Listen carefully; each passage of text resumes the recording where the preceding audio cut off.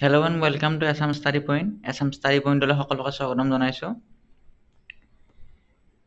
আগন্তুক 29 তাৰিখে অনুষ্ঠিত হ'বলগীয়া ADRE এক্সামৰ কাৰণে ইম্পৰ্টেণ্ট এটা টপিকৰ পৰা কিছুমান কুৱেশ্যন লৈ আহিছো আৰু সেই ইম্পৰ্টেণ্ট টপিকটো হৈছে বুকছ এণ্ড অথৰ।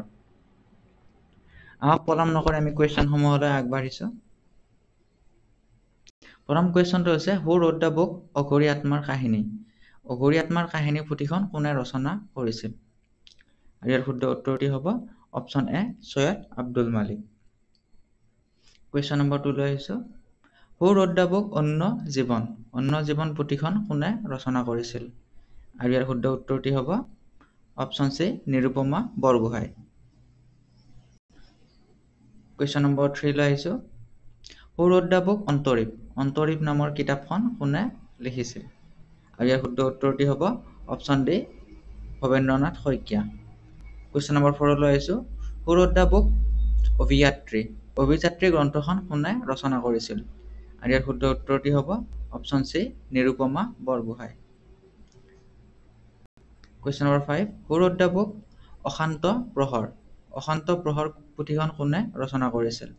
আৰু ইয়াৰ শুদ্ধ উত্তৰটি হ'ব অপশ্যন ডি কাঞ্চন বৰুৱা। নেক্সট 6 নম্বৰ কুৱেশ্যনটো লৈ আহিছো।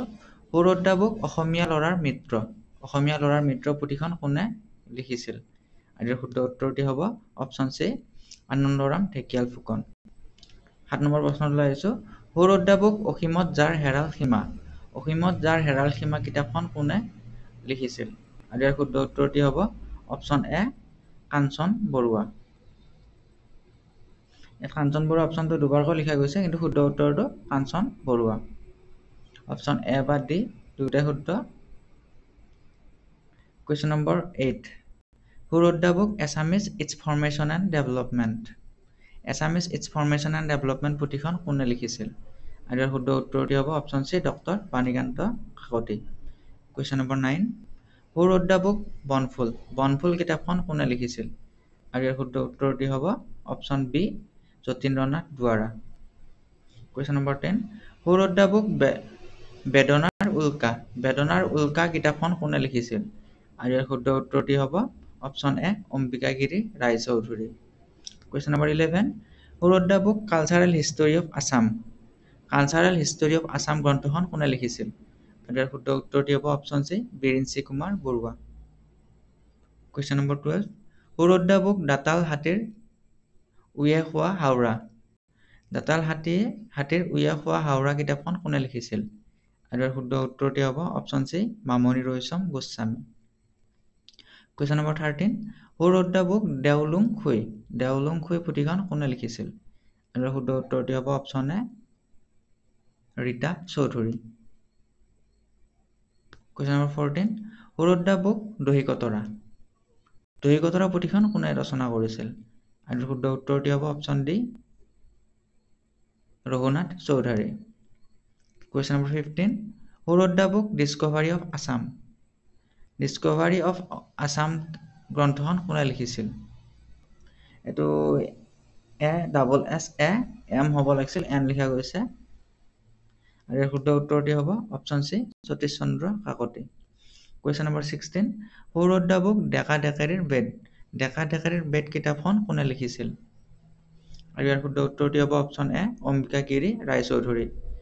17 নম্বৰ প্ৰশ্ন হু ৰোড দ্য বুক ইপাৰৰ ঘৰ সিপাৰৰ ঘৰ। ইপাৰৰ ঘৰ সিপাৰৰ ঘৰ নামৰ কিতাপখন কোনে লিখিছিল? আৰু শুদ্ধ উত্তৰটি হ'ব option A Nirupama Borgohain. Question number 18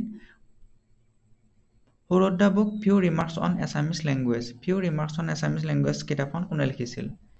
আৰু শুদ্ধ উত্তৰটি হ'ব option B Anandaram Dhekial Phukan. Question number 19 who wrote the book Gyanmalini. Gyanmalini কিতাপখন কোনে লিখিছিল? আৰু ইয়াৰ শুদ্ধ উত্তৰটি হ'ব option B Mofizuddin Ahmed Hazarika. Question number 20 who wrote the book Gaonburha. Gaonburha নামৰ পুথিখন কোনে ৰচনা কৰিছিল? আৰু ইয়াৰ শুদ্ধ উত্তৰটি হ'ব option D Padmanath Gohain Barua. Question number 21 who wrote the book গংগা চিলনীৰ পক্ষী। গংগা চিলনীৰ পক্ষী কিতাপখন কোনে লিখিছিল? আৰু শুদ্ধ উত্তৰটি হ'ব option B Lakshminandan Barua. Question number 22 who wrote the book Haladhiya Choraiye বাওধান খায়। হালধীয়া চৰাইয়ে পাউদান খাই কিতাপখন কোনে লিখিছিল? আৰু শুদ্ধ উত্তৰটি হ'ব অপশ্যন চি হোমেন বৰগোহাঁই।